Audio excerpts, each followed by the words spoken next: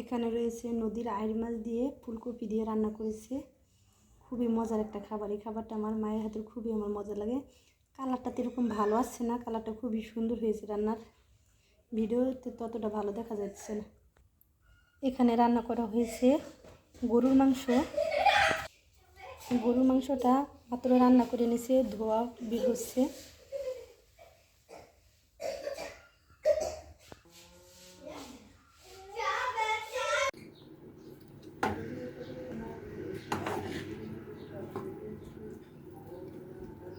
এখানে আমার কপি ভাজিটা হয়ে গিয়েছে। উপরে একটু তেল, এখানে আমার কপি ভাজিটা হয়ে গিয়েছে। সামান্য পরিমাণে একটু চিনি দিয়ে কপি ভাজিটা নামিয়ে নেব। 4 চামচের হাফ চামচ চিনি দিয়ে দিয়েছি আমি কপি ভাজিটার ভিতরে। এখন ভাজিটা আমার কমপ্লিট হয়ে গিয়েছে, এখন নামিয়ে নেব ভাজিটা। চিনিটা দেওয়ার কারণে ভাজিটা খেতে খুবই মজা লাগে, কপি ভাজি। এটা হয়েছে জামরুল গাছ, এখানে রয়েছে কাঁঠাল গাছ, আর এটা দেখা যাচ্ছে এটা হলো লেচু গাছ।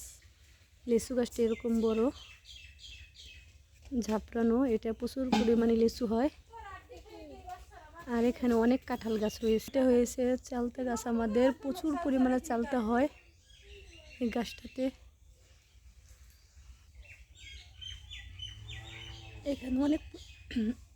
এখানে অনেক পরিমাণে চালতা গাছ ভরা। গ্রাম অঞ্চল, প্রতিটা বাড়িতে বাড়িতেই চালতা গাছ আছে।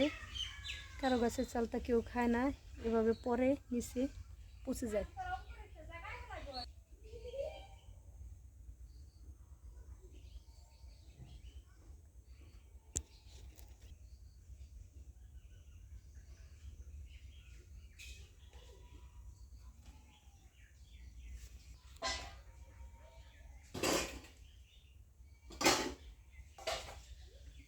এটা হয়েছে লিচু গাছ।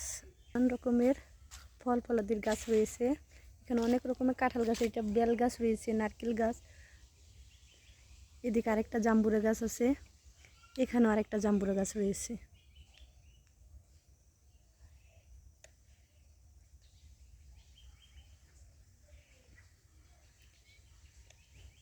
এখানে 3টা নারকেল গাছ রয়েছে, 3টা নারকেল গাছে নারকেল হয়।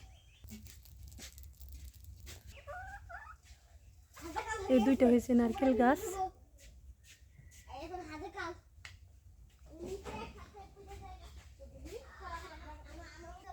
আমাদের বাসায় 7টা জাম্বুরা গাছ।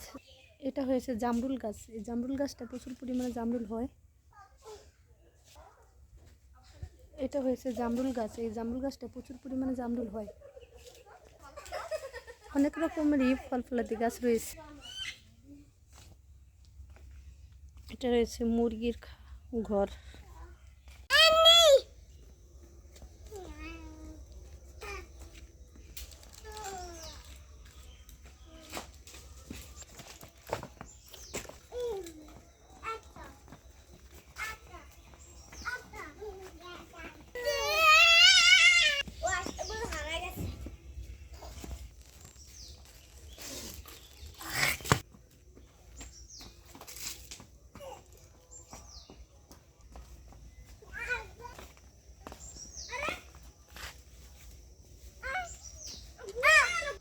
আপুরে ডাকো, আপু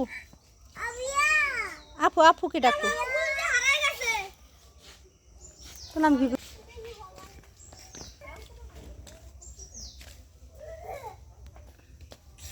জুম করে